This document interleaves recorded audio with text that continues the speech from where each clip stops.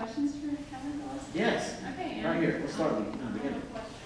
Since you were mentioning the gun show, and then you went with your dad, you know, it was like Right. a bonding thing. Are you a shooter? Have you completed an IDPA? And have you?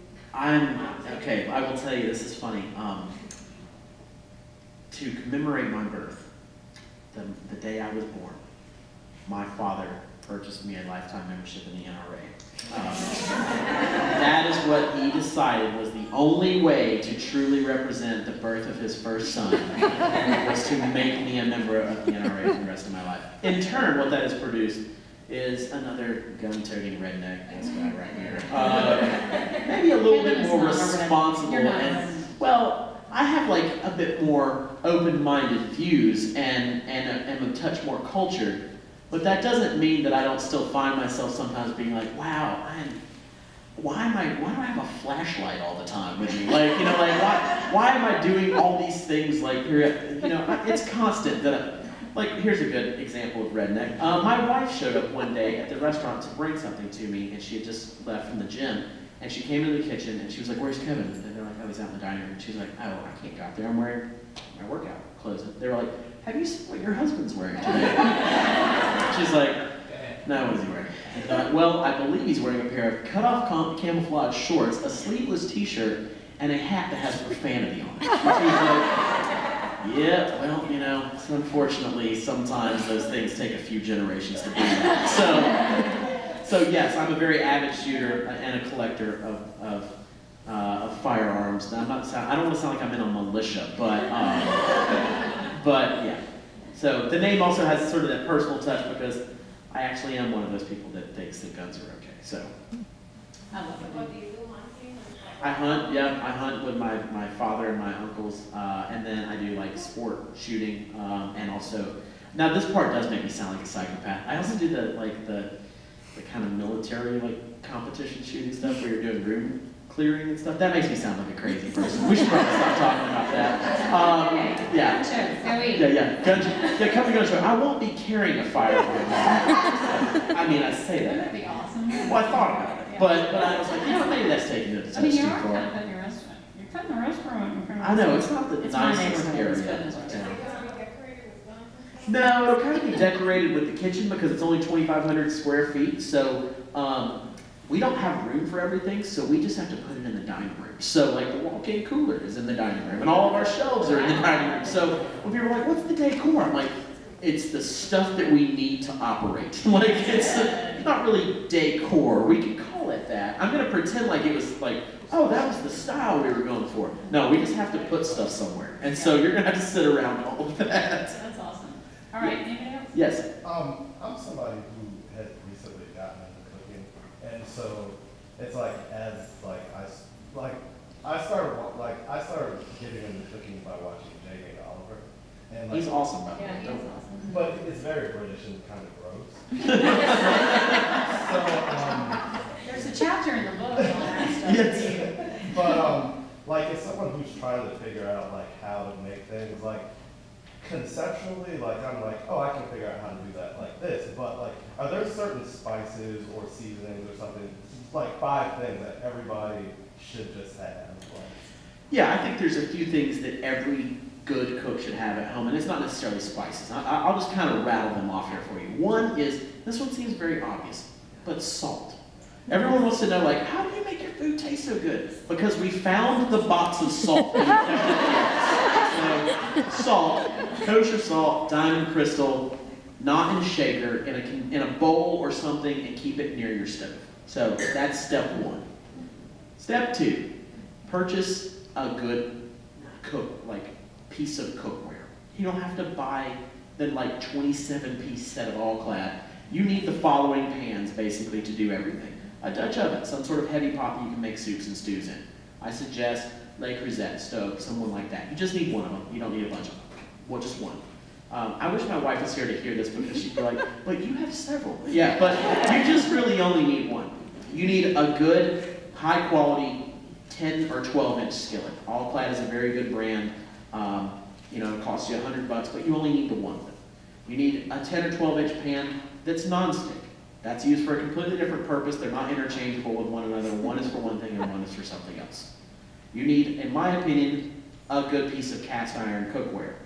So a good cast iron fry pan. They cost nothing. They're practically giving them away, but they're amazing. You can get them at the hardware store. Right, you can get them just about, you can get them at the Bass Pro Shop, which I'm assuming all you guys shop at frequently. Right, obviously. You need a good saucepan, like just a very basic saucepan. So that's your battery of pans that you need. Spend the money on those, and you don't need all the other stuff, I promise you. Lids, people are like, well, what about, we don't have a single lid to anything in the professional kitchen. If you want a lid, that's what they make tinfoil for. Or a sheet pan. Right, or a sheet pan, or anything that's flat, like anything truly that's flat. You need a good knife, and you need to keep it sharp, and you need to learn what it means to keep it sharp and to practice with a knife. A basic chef knife, a paring knife, and a 6 or 7 inch utility knife will be used for 97% of everything you have to do. All the others are just things that, if you're a professional chef, you have a need for a tonkatsu knife or some other crazy thing like that. But for you, I'm assuming you probably won't need that ever. And then your spice cabinet needs to have, it's not what spices it has, it's the quality and the freshness. And so buy whole spices. If you want cumin, buy cumin seed. If you want coriander, buy coriander seed. Keep them fresh. Don't buy 6.5 pounds of them and keep them from now and then pass them to your children. Buy the smallest container you can get of them and change them out frequently. If they sat in your cabinet for more than 6 months, they're garbage. Get rid of them. Toast them and grind them yourself, and you will have infinitely better tasting things. And then, my last one is that I think you should keep a bottle of apple cider vinegar around, because acid is very important to seasoning food. You should keep a nice bottle of olive oil. It doesn't have to be super expensive, it just be the one that you like the taste of best. And unsalted butter. No professional cook uses salted butter. I don't know, I guess they made it for someone, but I have no knowledge of why they actually made it. Because if you want salted butter, you just put salt on it. Like, that's it. So there you go. That's your basic setup in the kitchen. And with that setup, you can accomplish almost everything that you need. And being a great cook and starting out is so much about just not being, don't believe that you can't achieve the results that you want. The big difference between myself and yourself isn't our love for food, it's how many hours a day I practice what I do. If you want to do something really well, there's a lot of time you got to spend working at it. And so if you love food and want to be a great cook, you can. You just need to do it more. That's great. That's a good question. Yeah. What is your opinion of food trucks?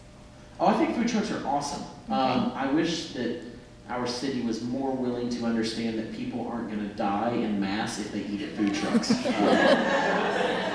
They're seemingly convinced that you're incapable of cooking food that isn't poisonous if you do it if you do it on a food truck. And I think they're wonderful. I think that all the great cities in this world have food truck culture, and they serve their purpose. Like, food trucks are not meant to be a replacement for a great restaurant.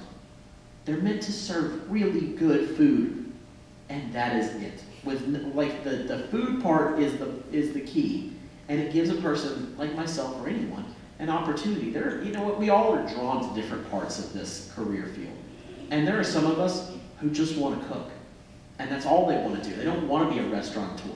They don't want to do that. They don't want to constantly be challenging themselves to fight that fight. They just want to cook really good food because they love it. And so a food truck is an opportunity for that person to do what they do really well, and for you and I to enjoy amazing food for less money. And not everything has to just be an absolute epic experience. Like, we don't have to turn everything into, the palace at Versailles. Some things can just be good. And I think food trucks are wonderful because they're an avenue to great food that everybody can afford and that everyone can afford to do. And hopefully the city of Atlanta will figure that out soon enough and not think of them as a nuisance. Yes?